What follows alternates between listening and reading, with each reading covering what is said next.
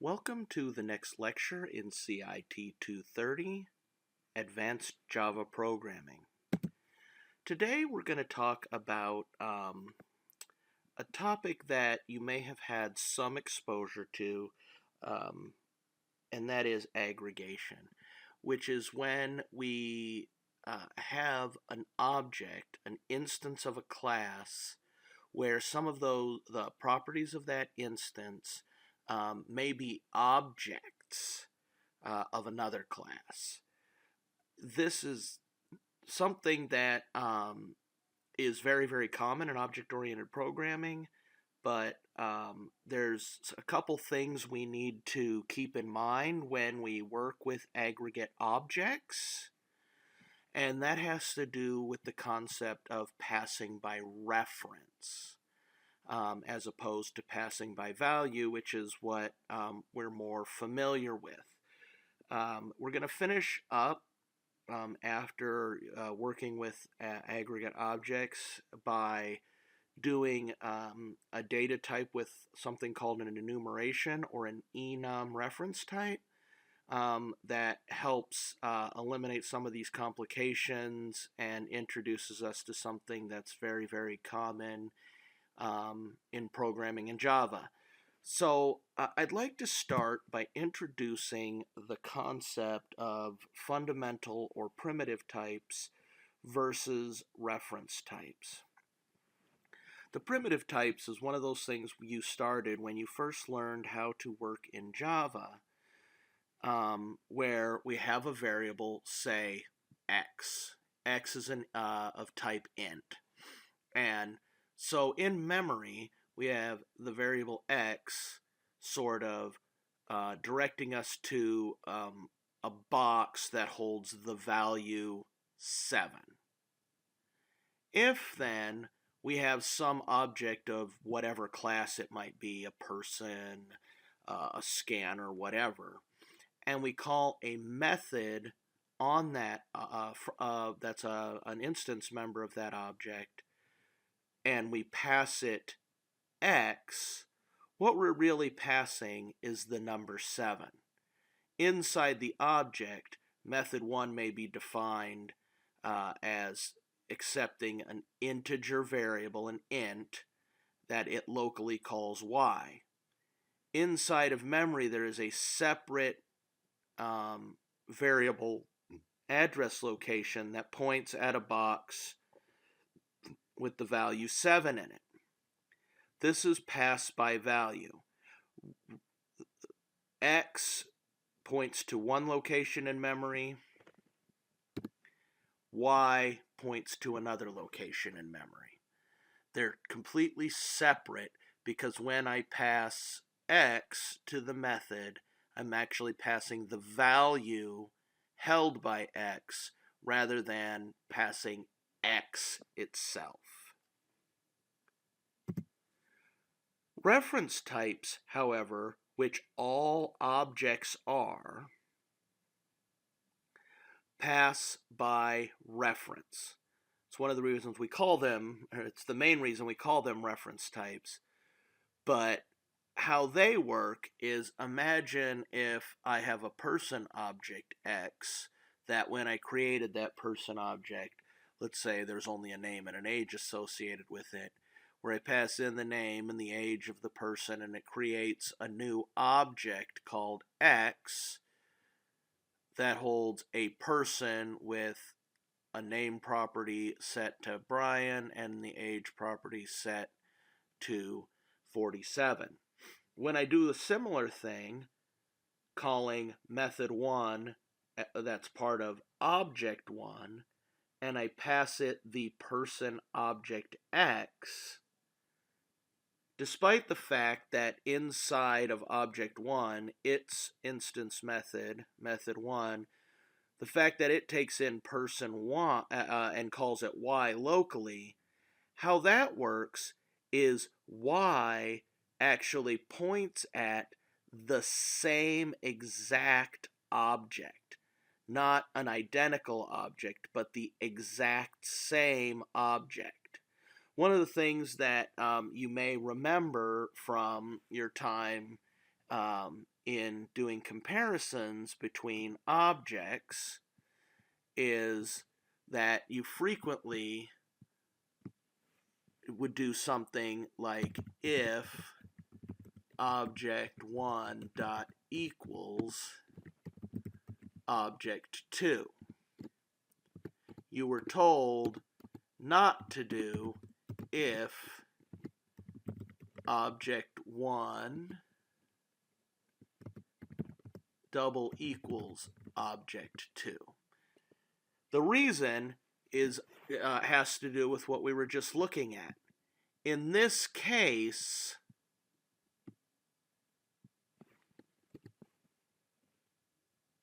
object 1 equals object 2 is true. It's true because they are identical objects. The dot equals method checks the congruency or the identicalness of the values, the instance variables, the instance values, the state of the two objects, much like comparing twins. Two twins may have the same DNA, the same hair color, same eye color,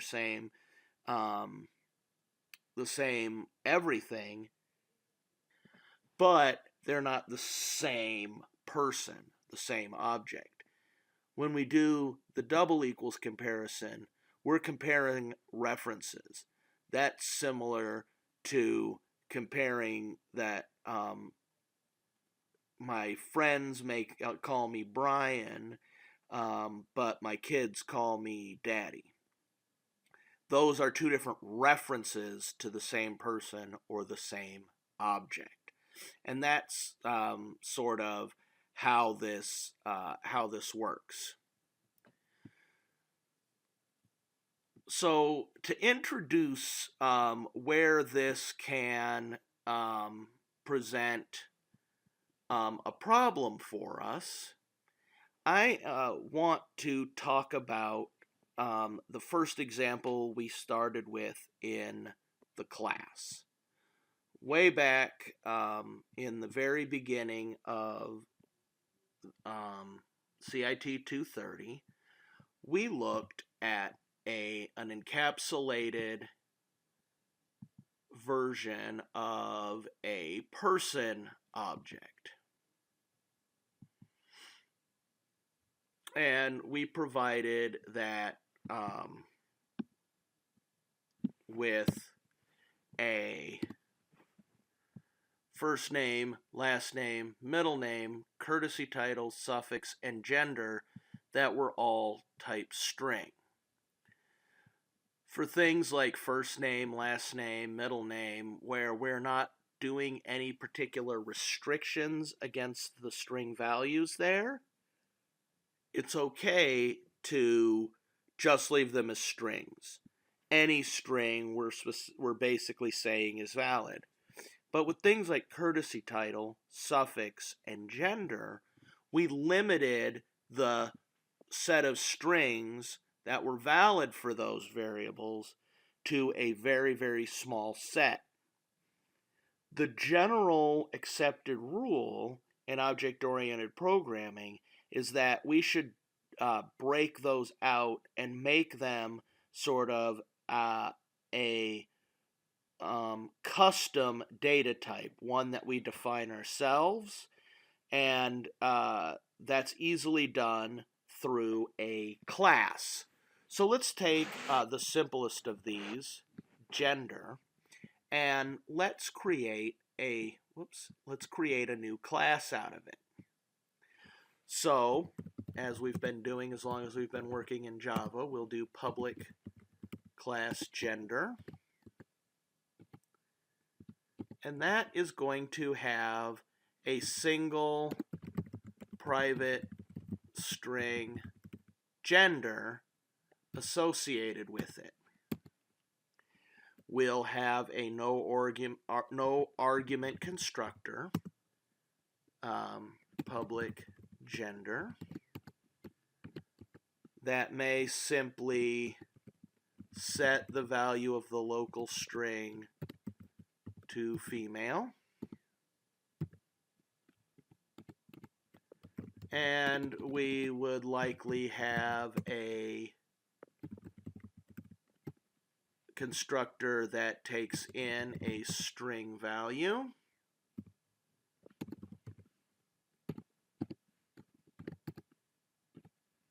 That we also can set to the gender, but we have to test for those valid values. So we do if sex dot equals male or sex dot equals female,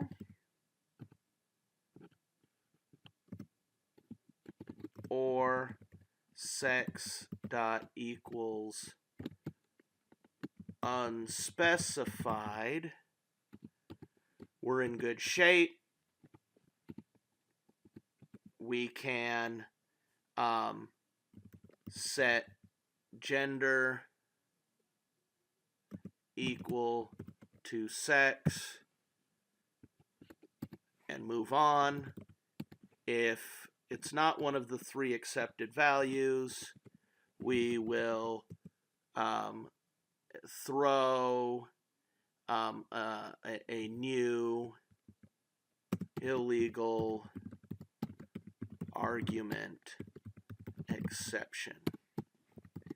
I'm going to go ahead, I'm going to steal the language of that illegal argument exception from the person class,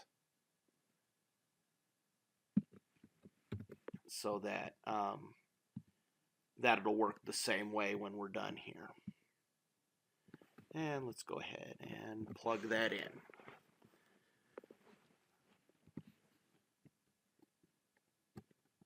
Then we'll need our setter and getter methods because the property is private. We'll do public void set gender, which will take in a string sex. And ultimately, what that's going to do is work just like our constructor. This is something we should be familiar with. We've done this before, where our setter and our constructor on a single property class look identical. It shouldn't be confusing for anyone at this point. We'll also do a public string get gender that takes in no input, no arguments, and it just returns gender. Very, very simple in construction. This is stuff we've done before. Now you may be saying, why are we bothering with this? What is the point here? What we want to do is verify, or is treat gender like a data type outside of itself. Let's compile it to make sure it works before I kind of delve deeper into that. Java C, gender.java. I did leave off my closing of the if statements. Easy to do. Let's save that. And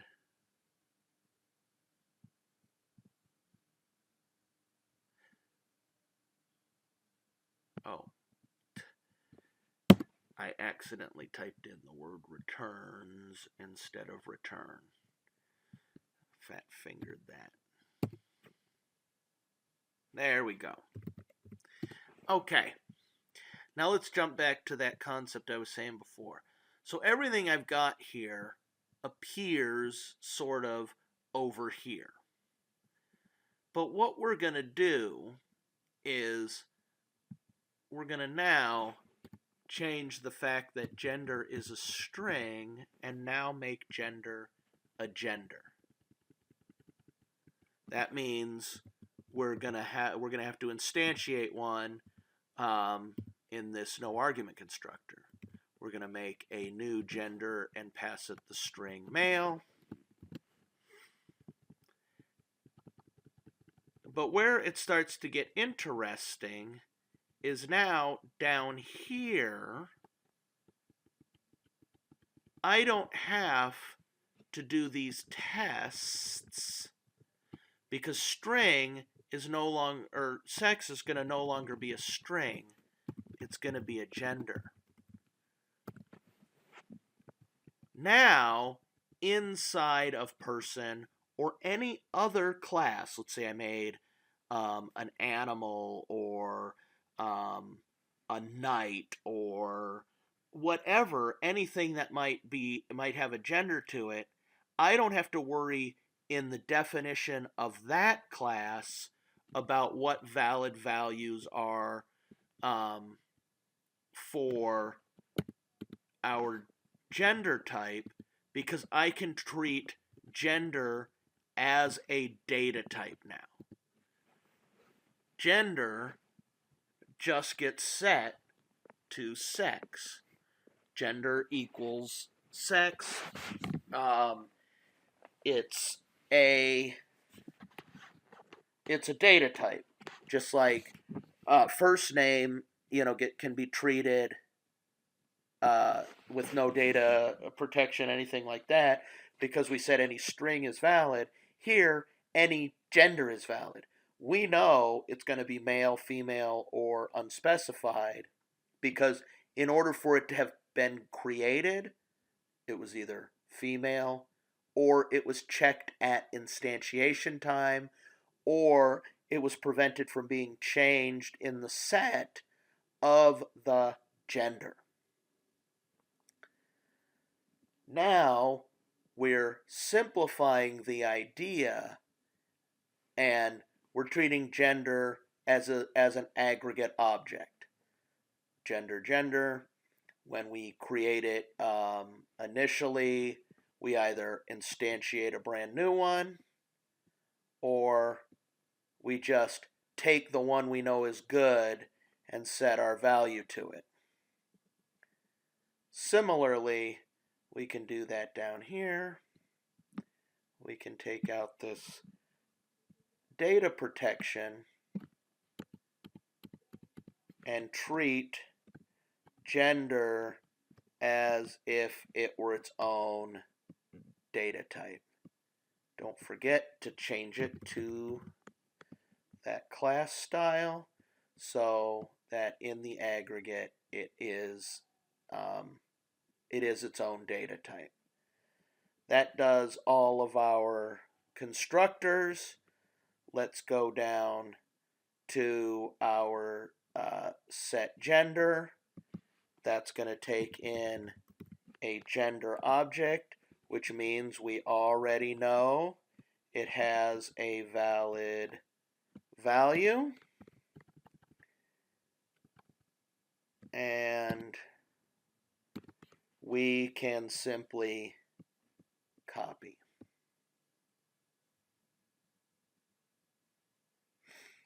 That, and then the final thing we have to do is in our return statement, we need to return the correct data type. Again, the why of this is inside person, I can deal with what is specific to person rather than get caught in the weeds of what makes a gender a gender. That can be handled in its own file, and gender now looks, feels, acts like any other class. We can just make objects of it and use them and we don't have to think about gender as a thing, and courtesy title as a thing, and suffix as a thing, and a person as a thing. We just deal with it on its own. And in the bigger picture, you would do what we're doing with courtesy title and suffix. We're not going to take the time to do that now, but once you see the entirety of this particular lecture we're doing today, you could do that as a separate exercise, and it actually is not a ton of work. So we've used that, and what's great is that should work. Let's go ahead and compile it to make sure I didn't make any mistakes in my syntax since I was chatting. I did somehow get rid of a semicolon on line 17. Not sure how I wound up doing that, but simple enough to put back. All right. Let's take this a step further. Let's reopen our employee type. Let's say the program I'm creating is for hiring journalists who will be working in, say, the men's locker room for professional football or something like that. And so, because the organization, for whatever reason, has decided, whether it's legal reasons or whatever, all employees must be male. People, persons, can be male, female, or another gender, something that they don't wish to disclose or isn't described by male or female. But for the purposes of example, certainly not trying to make any statement, we are going to make that employees must be male. So, in this case, where we're going to use the no argument constructor of person, we look over here and we see that is male, so we're safe. But if we were concerned about that being male, maybe if the person or the programmer who made person changes it at some point to default to female, we could say that if this dot get gender, and remember we have a get gender now that returns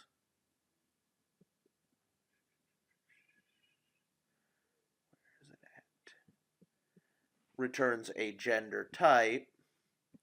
If we want to see if this is a female, we can also do get the gender value of the person's gender and compare that to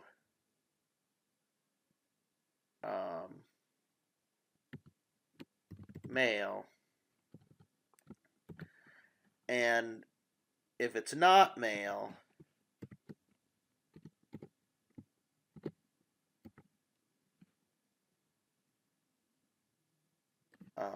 we actually, yeah, that's the best way to go. We can throw new illegal argument exception, and in this case we would just say all employees must be male,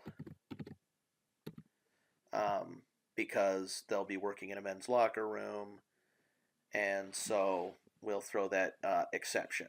So we're just doing that if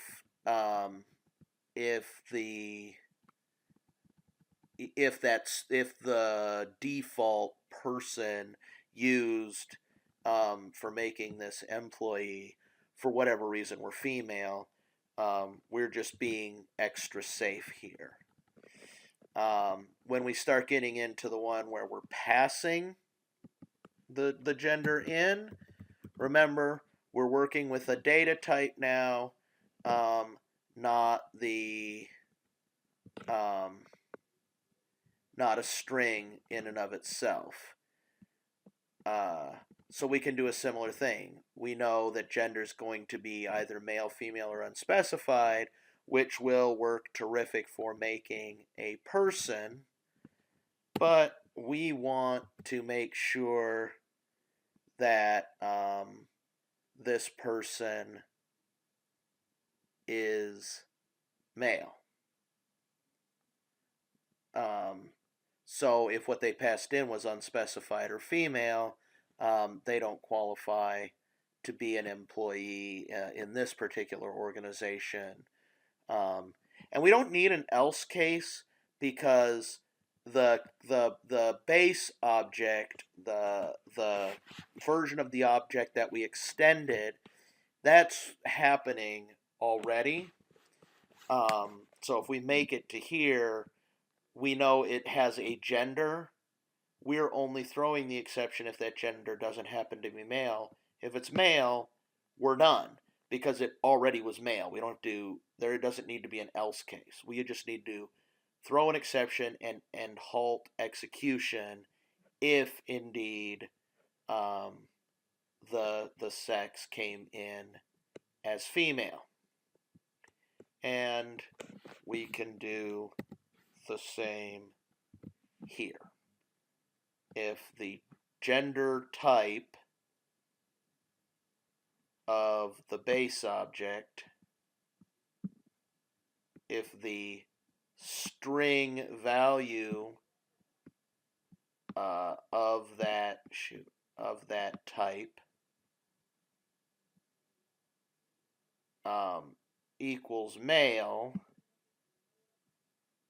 that would be true, and by nodding it, it's false, so we fall through, we don't throw the exception, and we test everything else. If that all checks out, we've made our employee object, and we are good to go. Now we go down to our set methods, and there should be a set gender. I skipped over it somehow. There should be a set gender. Oh, there is not a set gender. That's handled in the person, but we need to override it here. That's why it was. I got lost for a second. I apologize. So down here, let's just make it the last. We will do an at override. So now we're overriding a method that we wrote. So over here, we have a set method called set gender. And all it does is take a valid gender object and set its gender to that, because any gender is valid for a person. But for the employee, it doesn't work that way. So we need to do make this new public void set gender that takes in a gender object called sex. And what's going to be different here is if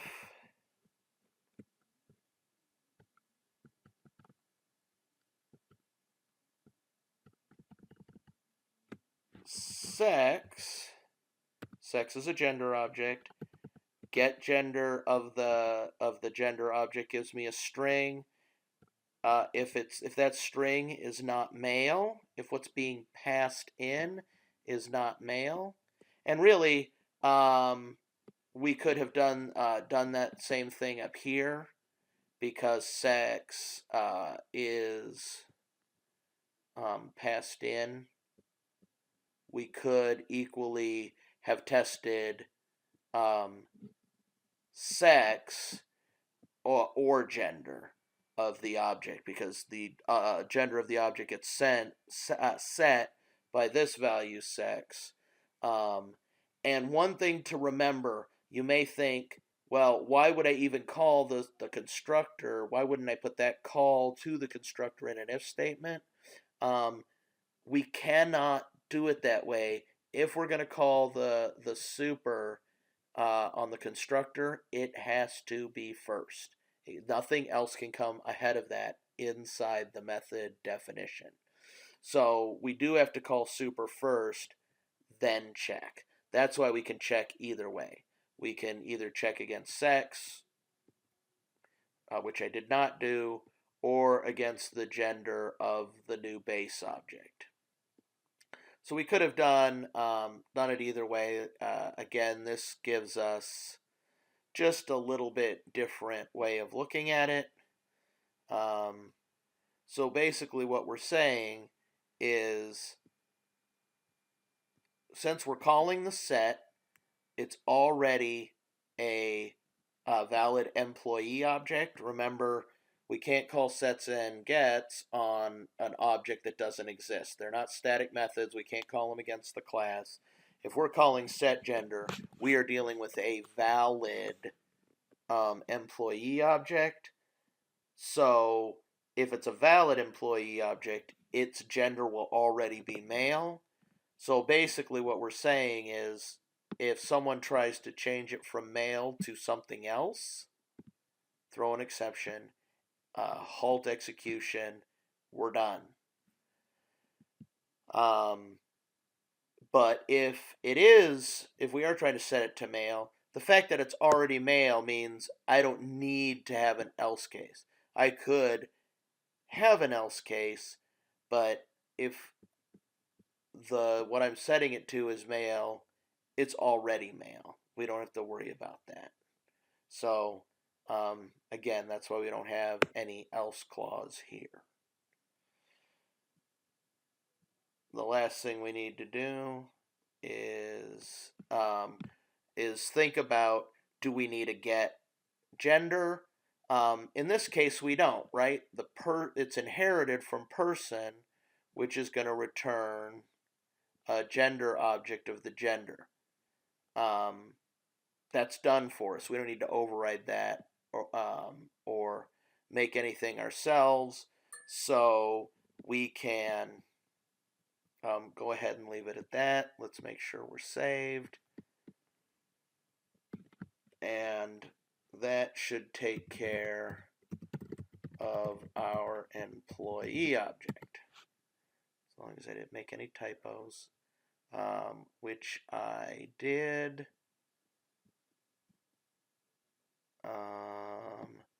One of the pass-ins. Let's look at our set. It's not the set. That's taking in a gender object. It's probably, yeah, it's right here. This is easy to do when you convert. Very, very easy mistake to make, because you're trying to get all its references, and sometimes you forget the declaration of the reference. And there we go. Now we want to see this whole thing in action. So let's open up our exception test FX program, our very first graphical interface using the Java FX framework. Allowed us to build this cool little interface that showed us some information.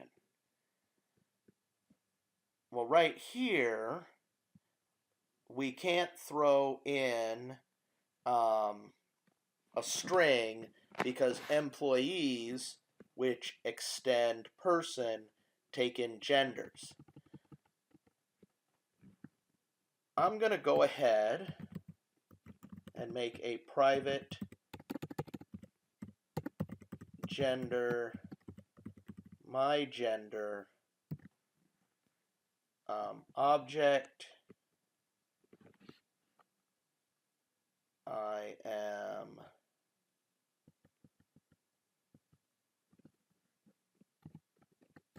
going to set my gender equal to new gender. We will send in male just to verify that that's what we want it to do.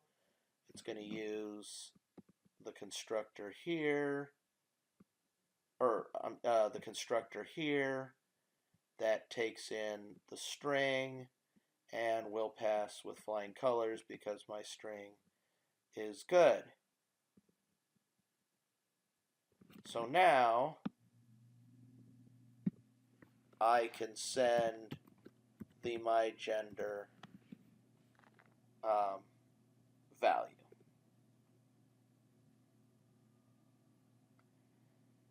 Let's save that. And as long as I didn't forget anything, we should be able to do employee test .java. Sorry, it's employee test fx. Mistyped there.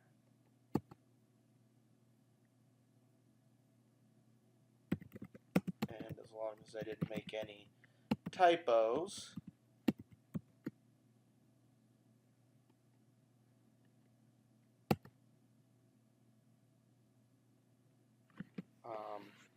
it is not filling in,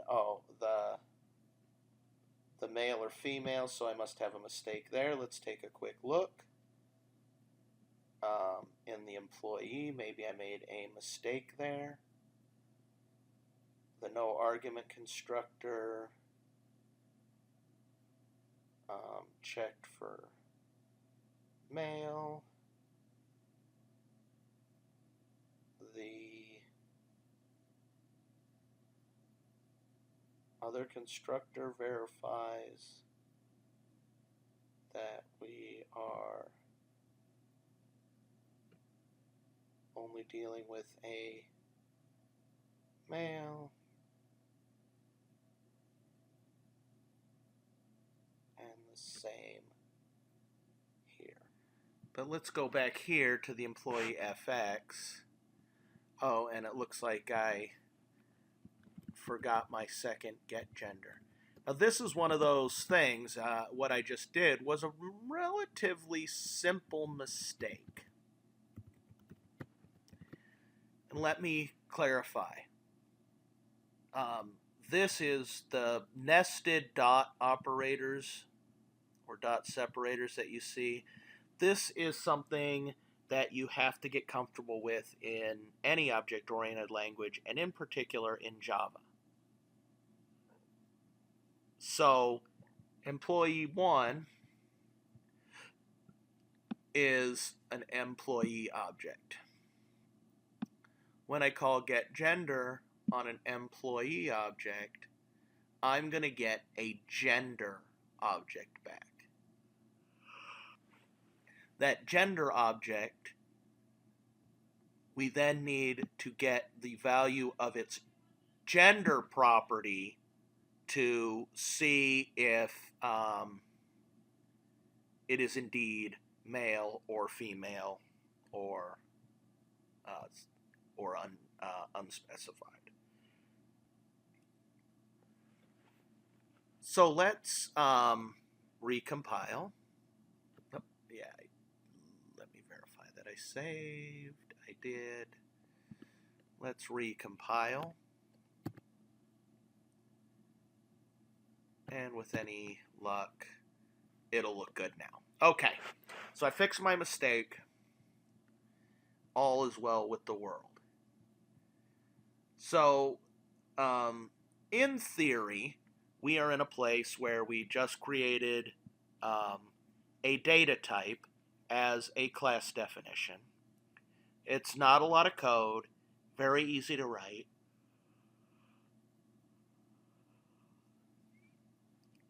And it allows us to work in person, employee, and employee test FX with gender as if it were a data type. Even if that doesn't feel like, oh, absolutely, that, you're crystal clear, Brian. It really does work better in the long run to be able to treat it as a data type. But I want to test this a little deeper. Remember, our employee type is restricted on gender. I went out of my way to test the passed in gender type to make sure that it is male before fully creating the employee object. And I even overrode the set gender method to prevent someone from creating the object and then changing its gender using the version of set gender in here, which does not do any data protection because a person can be any gender, just employees in this case cannot be. So let's verify that that part works. Let's try to set up my my base gender as female. Let's set gender to female, and now let's see if we can create that employee object as a female. Now we shouldn't be able to, right? Employees cannot be female. Let's compile.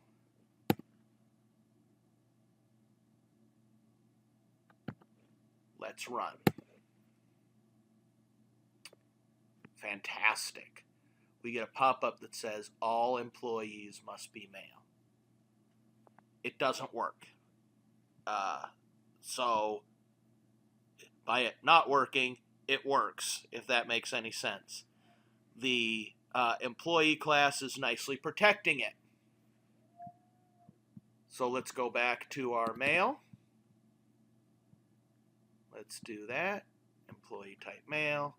We know this is going to work because this is what we had before, but I just want to show you it one more time working because I want to now show you why this is important. We started this lecture, this example, before we did the example, we talked about aggregate objects. In this case, we had gender, my gender equals new gender male. Then we passed to it wasn't really an object yet because it was a constructor, but to a thing called method 1, we passed that X or that gender to that gender object into the method, so that in that constructor, its local copy called sex is pointing at the exact same object as my gender. Why does that matter? Well, check this out. If right here I change my gender to or I dot set gender female, I'm taking the instance of the gender object. Gender objects can be male, female, and specified. It's only employees that cannot have two of those values. My gender belongs to me. It belongs to employee test FX. Perhaps rather than create a second gender object, now that I've created my employee, I want to use that gender object for the value for something else. It doesn't matter. So I'm not necessarily trying to do anything wrong. I'm just reusing a variable that I declared, and I, as a coder, should be able to feel safe in doing that. I've already created the employee object. I've already proven to you that I couldn't create it as female. I'm now changing my local gender variable, not the one that's part of employee 1, to female. Logic tells me I should be safe.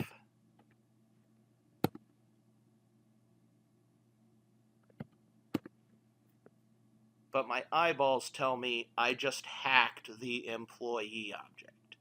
I just broke the data integrity of this object. That's not good. That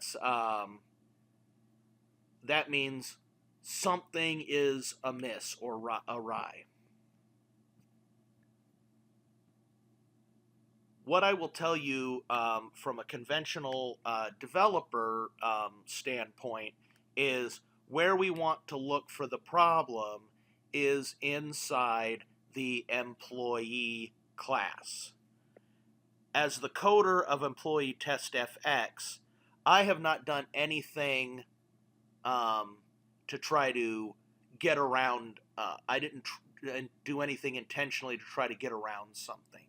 I've created a local gender variable that I'm going to use, and I should be able to use it any way I want to because I instantiated the object here. Then I created the employee, and we even tested to make sure that I couldn't create it incorrectly. And then I took my own variable and changed it. That shouldn't break my object unless the class is written incorrectly. So let's look and see if there's a problem in the employee class. Maybe I'm working on a development team and I call up the guy who wrote the employee class and I say, hey, your aggregate object isn't working well. Take a peek at it for me and let me know. Well, what we see is we call the constructor of the object we're extending, the person. I check that. I see whether it's male or not, and if it's not, I don't even create this employee. Again, because of the encapsulation, I don't know how this deals with it, but in fact, I didn't even send it anything. So this isn't the there's nothing I can really do here other than this. And that's not the one I called anyway, but I just want to walk you through this step by step so we can look and think about it. For the one we did use, where we received a gender object, my gender, locally called it sex, and then passed it to the for-argument constructor for a person, and then I checked to see if it's male. If it weren't, I'd get the exception, which we've proven. We actually have proven this works. And likewise, if that one works, this one here is going to work because it's the same exact operation. We're calling the constructor of the class we're extending, and then I'm doing my data check. So we know our constructors are all right, and even though we didn't use the set method, as the programmer, my confidence may be low because I may say, well, this guy called me up and said my aggregate object's not working properly. Let me take a look. I pull in the gender and I test it here, and I never do anything, whether it tests or doesn't test correctly. I actually don't do anything. Set gender isn't a problem no matter what. So I, as the developer of employee, now know the developer of the person object is the culprit. They are the one who's made the mistake in how they're working with this gender data type. And what they've done wrong, I'm going to tell you, is very subtle, which is one of the reasons I'm kind of walking through this slightly slowly, is what has happened has to do with this idea here.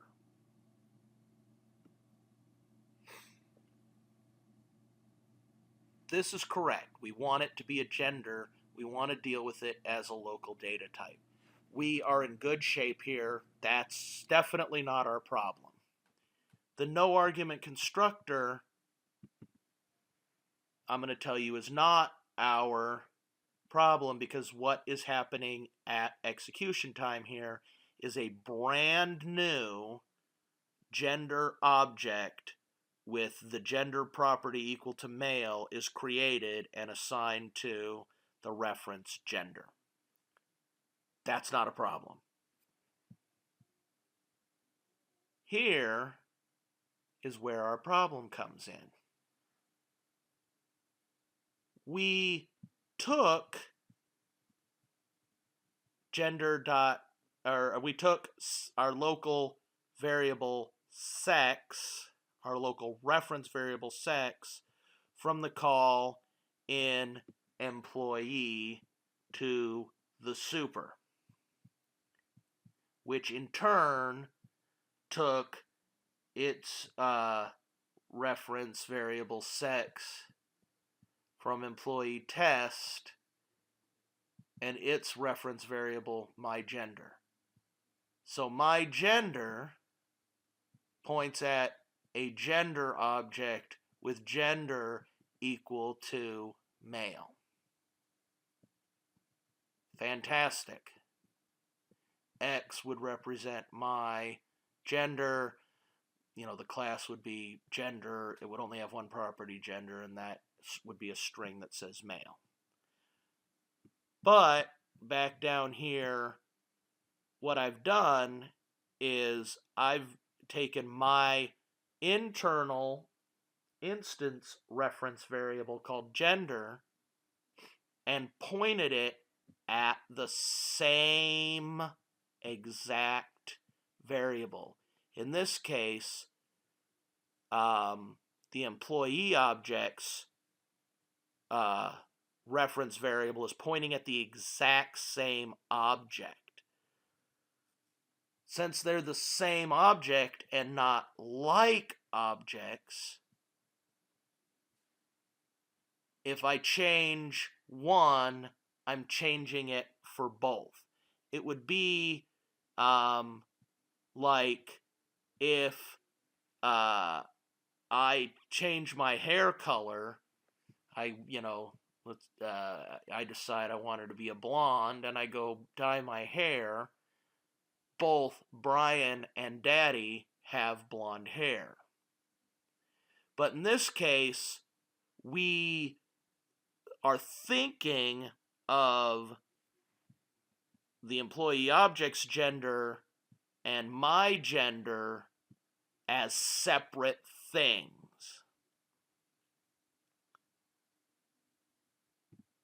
The coder of employee test FX should have every confidence that when I pass a gender in, which I have to do by the definition of the method signature, that there's not going to be the same reference. So what we have to do, how we get around that, when we are working with aggregate objects in our own class definitions, what we need to do is we need to make new instances that simply copy from the passed in ones. So now, if instead of just simply copying sex, I do new gender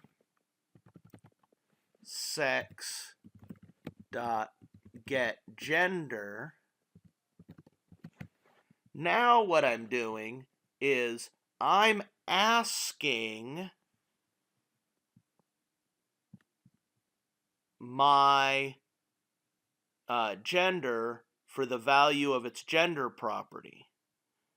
And then I'm pointing y at a brand new gender object, so it won't be pointing at the same one x does.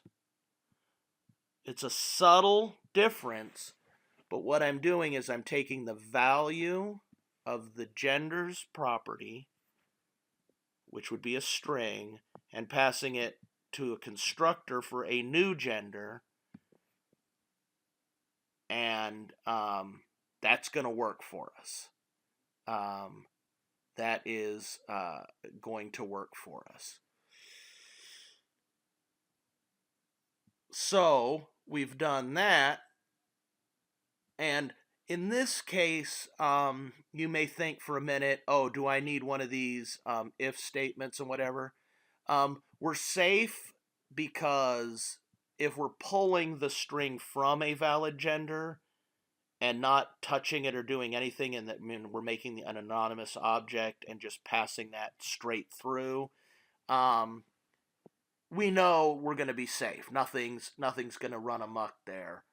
And this, again, this is a very subtle difference between just setting the value, but it's the difference between creating equivalent objects, two objects that are equivalent or identical twins of one another, and making two references to the same object. It's a very subtle difference, but by making that difference here, we're going to see that we wind up protecting the integrity of the instance variables here. And in this case, we'd most likely we could do it this way, but what we would probably do instead is, no, this should, or what we would do is, we're in person. What we would do is we would do gender dot set gender sex dot get gender. What we did would have been fine. It would have, but since we already have a gender, we don't need to create a new object and orphan another one. We can just change the value of my own gender value. But the big thing is we don't want to point at the passed in object. That's what we do not want to do. We want to take the value of the property in it and work with our own local variable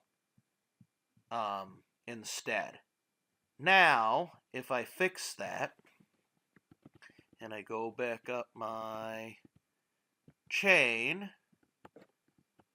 and I recompile person, I'm going to go ahead for safety, recompile employee. I'm going to recompile the employee test FX, and I'm going to rerun it. And I fixed my problem. You'll notice I didn't go in here and change anything. But now, as the programmer of employee test FX expected, when I pass the my gender, I still own my gender. Nobody else has their hands on it as well. So I can change it and not risk the integrity of this object. So hopefully that makes sense. With that said, in these very simple types of data description, data types that we're creating, where we're essentially going to have a single property with a restricted set of values, we almost always are going to use something called an enumeration instead of a class definition. What I've done, obviously, since it worked, is completely valid. But one of the things that's nice is the use of an enumeration. An enumeration is a numbered or enumerated list of values associated with a custom data type. Male, female, and undefined are three different values for a personally defined data type. But an advantage we have is while enumerations are one of our 5 reference types, class, interface, array, annotation, and enumeration, objects made from enumerations really act like a primitive type because they, for all intents and purposes, are an enumerated list. They act like integer constants. So let's see what that looks like. I'm going to create a new class so that the other one can stick around. I am going to, where am I at? This PC. Brian. I'm going to go to teaching, spring, and examples, and we're going to rename our gender to gender 2, so that I can call this enumeration gender. So I'm going to do public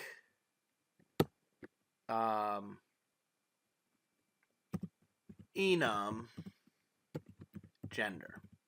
So again, it's a reference type, so just like we can do public class whatever, public interface whatever, we can also do public enum. And typically we just keep this on one line because you're going to just see how absolutely simple this is. We're going to go ahead and put in male, female, and unspecified. For all intents and purposes, these 3 things are integer constants with the value 0, 1, and 2, or 1, 2, 3. We truly don't actually care. And we're just going to go ahead. We're still in spring of 2017, I trust. Yeah. We're going to just go ahead in here and call it gender.java. It's still a .java code file. But what's really awesome now is when I go into person, I can go back to what my initial instinct was and set gender equal to sex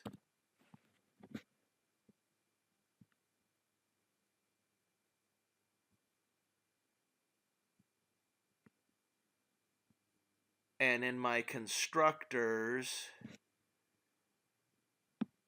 I can do gender equals sex,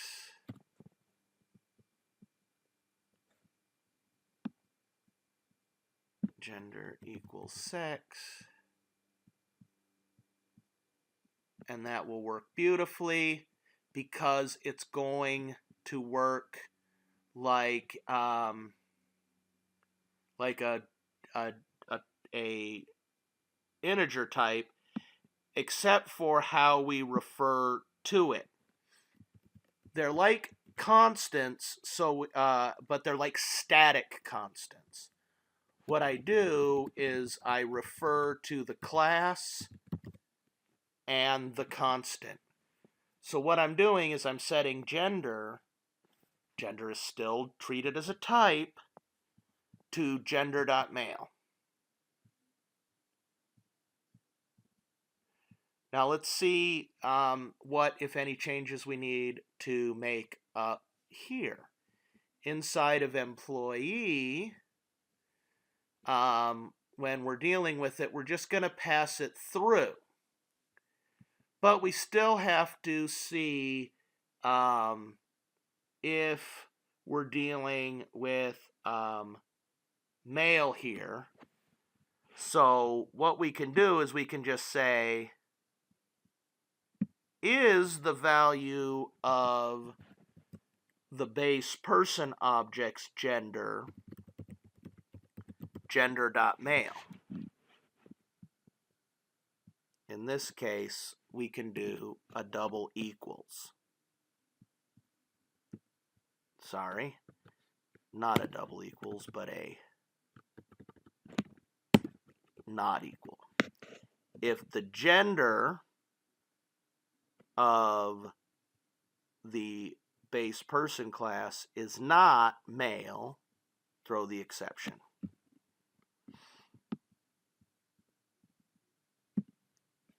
Let's copy that. It'll be, I think we did the whole line. If not, I'll fix it. I did, okay. We do the same there. And remember, we overrode our set gender because persons can be any, employees must be male. If it was already a valid employee, it was already male, so I don't need an else case. I'm just checking if they're trying to change it to something else and not allowing it if they do. We're in good shape there. Did I save my person? I did not. Let's go to our test fx. It's still a gender, but remember, I deal with the values in a new way. Gender.male.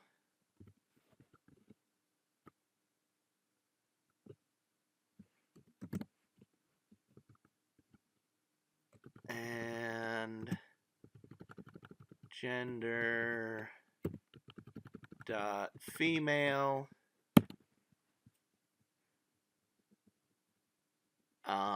And same here. We need to just check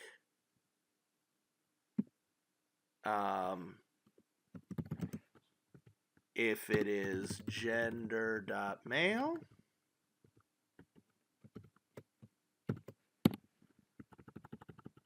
Or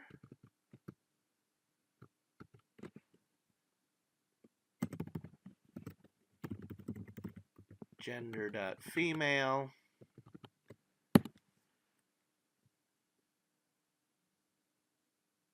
And if and set things appropriately. Let's save and let's see how everything works out. We want to recompile our gender because now we're working with the enumeration. We want to recompile person to use in the enumeration. We want to recompile employee, and I made a mistake. I missed one, line 24. Easy to do in a large set of code like this. And I must not have hit save at an appropriate. Oh, it was the no argument constructor I missed.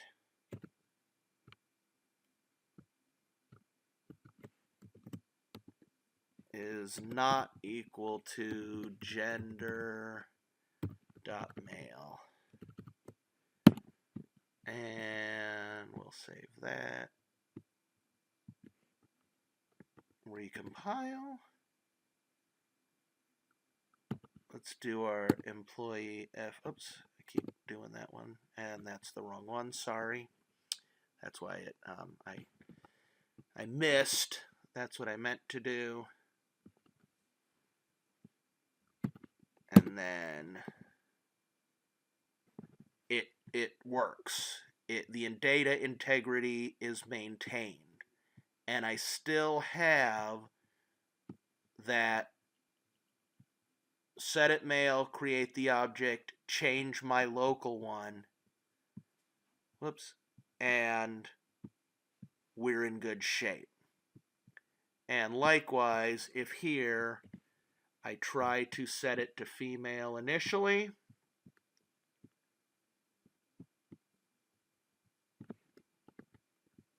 oh, I gotta close the application.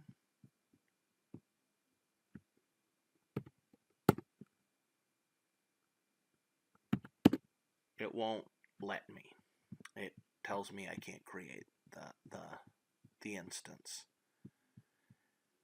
And what you will see here is one of the reasons this is preferable is clearly this versus this. Sorry.